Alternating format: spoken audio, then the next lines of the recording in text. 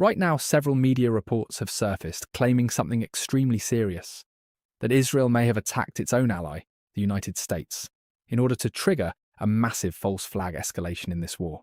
At the same time, Turkey is now being pulled into the conflict, with reports that Turkish soldiers have already been killed. And as if that wasn't enough, Iran has issued new threats, while Israel is already evacuating thousands of civilians.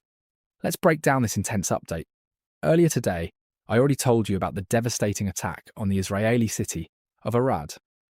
After that, Prime Minister Netanyahu reportedly visited the city and gave a dramatic speech, calling for more international support. But here's the contradiction.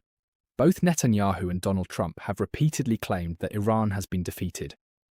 So why is Netanyahu now asking Europe for help? Which version is true?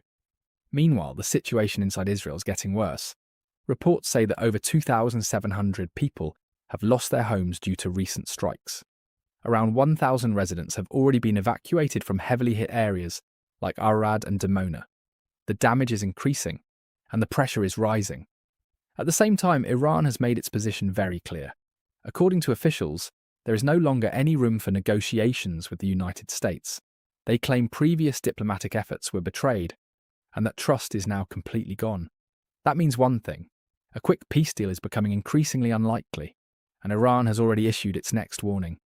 If nuclear facilities are attacked, Iran says it could close the Strait of Hormuz completely, and keep it closed until reconstruction is complete. That could take years, and the consequences would be massive. We are already seeing early signs. Some European countries are beginning to face fuel shortages and rationing. Now let's talk about Turkey.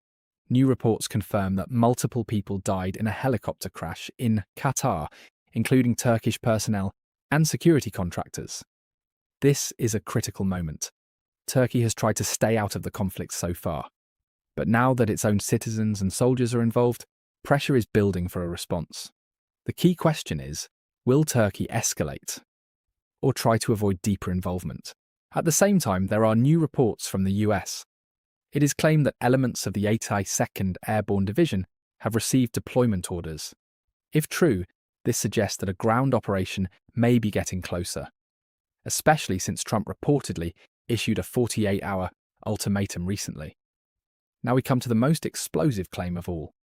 Reports initially said that Iran launched missiles at the US base Diego Garcia, which is about 4,000 kilometers away. But now comes a completely different allegation.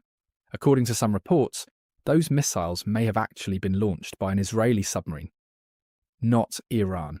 If that were true, it would completely change the entire situation, because it would mean an attack on a US base, carried out by an ally, and blamed on Iran.